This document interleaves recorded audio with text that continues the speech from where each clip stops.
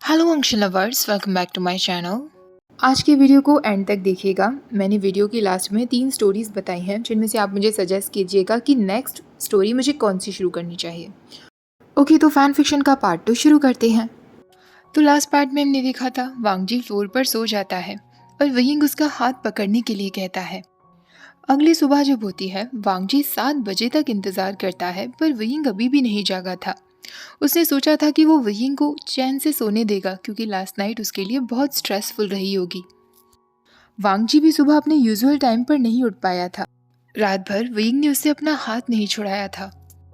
वयिंग को सोता हुआ देखकर वांगजी अपने वर्क पर निकल गया था।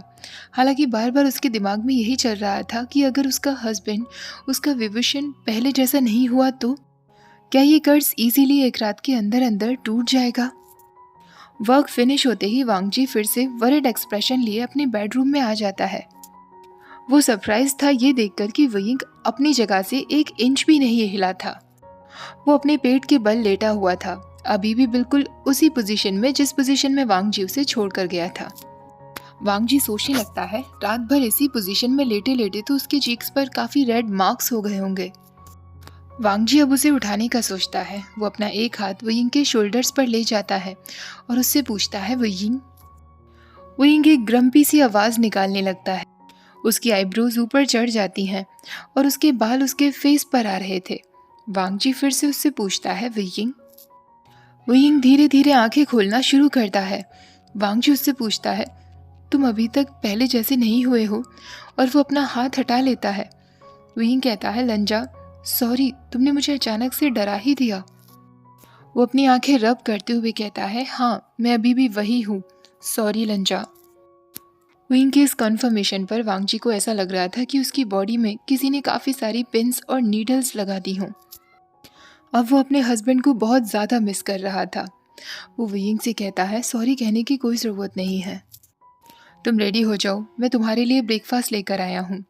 रेड वाला तुम्हारा है। वयिंग कहता है रेड वाला मतलब तुमने स्पाइसेस यूज़ किए हैं यहाँ क्लाउड असेस में। वांगजी हाँ में सिर हिलाते हुए कहता है हाँ। वो मन में सोचने लगता है वयिंग को कैसे याद होगा कि मैं उसके लिए हमेशा स्पाइसेस लेकर आया करता था। वयिंग के चेहरे पर एक मुस्कुराहट आ जाती है। वो उससे पूछता है मैंने ये भी नोटिस किया कि तुम्हारे रूम में काफ़ी सारी अल्कोहल भी है। वांगजी उसका जवाब नहीं देता और उससे कहता है हम ब्रेकफास्ट के साथ टी लेंगे और उसके बाद मैं तुम्हें किसी के पास ले चलूँगा। वांगजी उसे सही टाउन में एक कर्ज वर्कर के पास लेकर आने वाला था। वांगजी उससे पूछता है तुम्हें कैसा फील हो रहा है। वयिंग कहता है मैं तो बिल्कुल ठीक हूँ, मैं वरिड नहीं हूँ बल्कि एक्साइटिंग फील कर रहा हूँ। पहली बार मैं एक टाइम ट्रैवलर जो बना हूँ। कर्ज वर्कर ज़्यादा कुछ नहीं कर पाता। वो बस वांगजी से कहता है कि उन्हें 24 आवर्स के लिए और इंतज़ार करना चाहिए, शायद ये कर्ज अपने आप ही हट जाए। वो दोनों अब क्लाउड असेस की तरफ वापस आ रहे थे। रास्ते में जो भी कुछ वयिंग देख रहा था उन सब पर कुछ ना कुछ कमेंट कर रहा था। रास्ते में पड़ने वाले गेस्ट हाउस, स्ट्रीट शॉप्स और वहाँ का सब कुछ बदल चुका था क्योंकि जब वैंस ने क्लाउड असेस को जला दिया था उसके बाद वहाँ सब कुछ बदल चुका था। वयिंग वांगजी से कहता है तुम्हें नहीं लगता कि ये वियर्ड होगा, लोग मुझे अजीब सा एक्ट करते हुए देखेंगे तो पता नहीं क्या सोचेंगे, क्यों ना तुम मेरा हाथ पकड़ लो। वांगजी उसे कहता है वो लोग समझ जाएंगे क्योंकि तुम्हें कर्ज लगा है। वयिंग उसकी तरफ मुंह बनाते हुए कहता है लंजा, तुम सच में बिल्कुल भी फन नहीं हो। मुझे विश्वास नहीं हो रहा कि तुम चीफ कल्टीवेटर बन गए हो। क्या मुझे तुम्हें हिज एक्सीलेंसी बुलाना चाहिए। वांगजी के ईयर्स अचानक रेड हो जाते हैं और वो वयिंग से कहता है उसकी कोई ज़रूरत नहीं है। वयिंग उसके नज़दीक जाकर कहता है तो क्या मैं तुम्हें आजा बुलाया करूं। वांगजी कहता है नहीं, तुम मुझे ये नहीं बुलाते। वयिंग फिर से मुंह बनाते हुए कहता है पर ये तो गलत है लंजा, तुम मुझे आइंग बुलाते हो ना, तो मुझे भी तुम्हें आजा बुलाना चाहिए। वांगजी से पहले कोई जवाब देता कुछ जूनियर लैंस उनकी तरफ भागे हुए आ रहे थे, जोर जोर से चिल्ला रहे थे हांगुंजुन, सीनियर वे।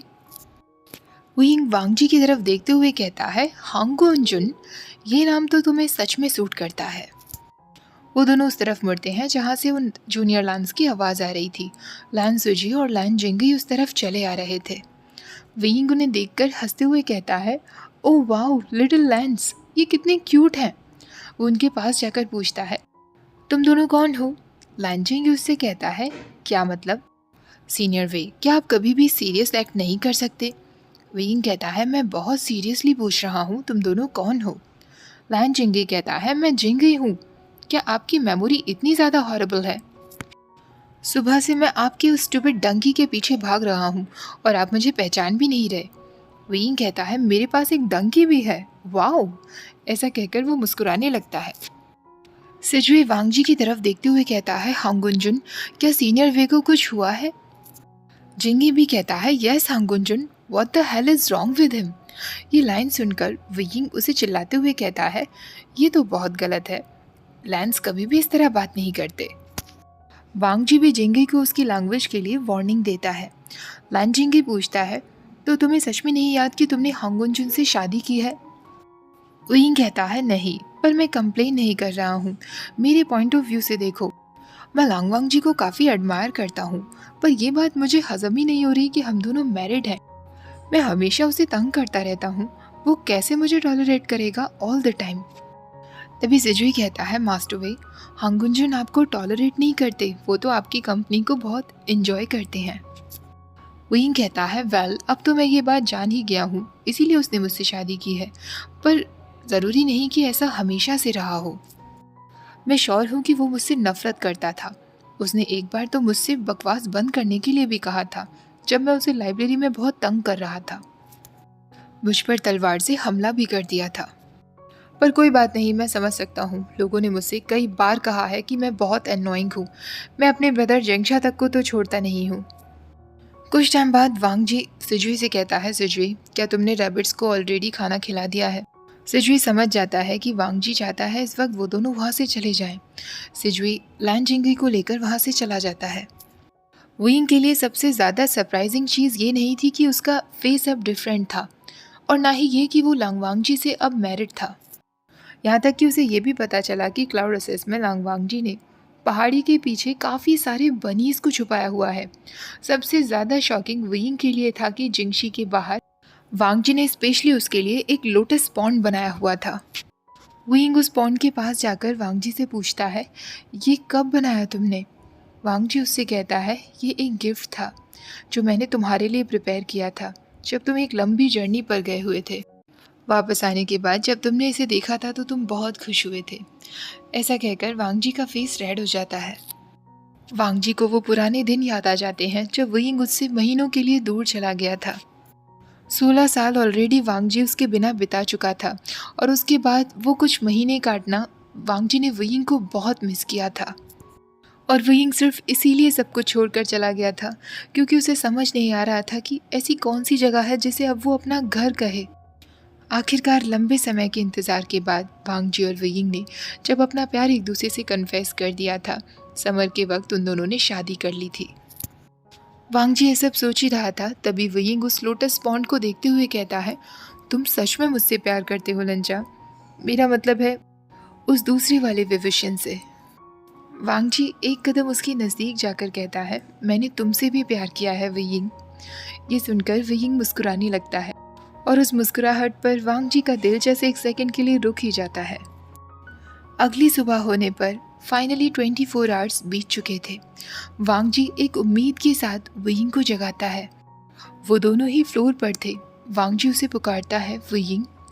वेइंग नींद में कहता है, हाँ लंजा। वांगजी फिर उससे पूछता है, वेइंग तुम वापस आ गए? वेइंग अब उसके नेक पर किस करते हुए कहता है, हाँ लंजा, क्या तुमने मुझे मिस किया? वेइंग के इस कन्फर्मेशन पर वांगजी की आंखों में अचानक आंसू आ जाते हैं और वो वेइंग को टाइटली हग कर लेता है। वो उससे कहता है, वेइंग। वेइंग फिर उससे पूछता है, लंजा, क्या तुमने मुझे मिस किया? मैंने भी तुम्हें बहुत मिस किया। वांगजी कहता है, तुम कहाँ चले गए थे? वेइंग कहता है, पता नहीं, बिल्कुल ऐसा लग रहा था जैसे मैं कोई सपना देख रहा हूँ। मुझे सब कुछ याद है, पर मैं उस वक्त तुम्हारे साथ नहीं था। आई कांट बिलीव लंजा, तुम एक्चुअली फ्लोर पर सो गए थे। तुम सच में एक जेंटलमैन हो। ऐसा कहकर वो उसके चीक्स पर किस कर लेता है।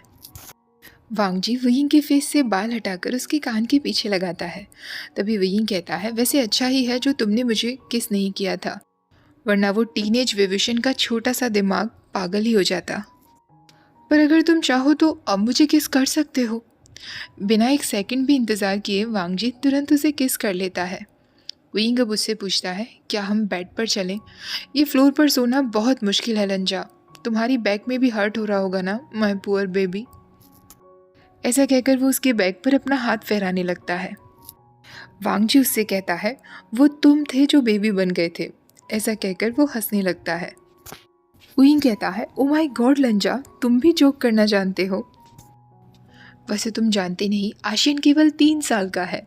ऐसा कहकर विंग हंसने लगता है, पर अचानक वो फ्रीज हो जाता है। उसके फेस पर वो साइलेंस देखकर वांगजी उससे पूछता है, क्या हुआ विंग? विंग कहता है, कुछ नहीं लंजा, बस एक कॉन्वर्सेशन याद आ गई, एक बात जो मैं शिजी से हमेशा कहा करता था। चलो अब बेड पर चलो, आजा, मुझे सोना है। वांगजी उससे पूछता है, आजा? विंग कहता है, श्योर, व्हाई नॉट। क्या तुम्हें कोई प्रॉब्लम है अगर मैं तुम्हें आजा बुलाऊं तो? वांगजी कुछ नहीं कहता, बस उसे गोद में उठाकर बेड पर ले आता है।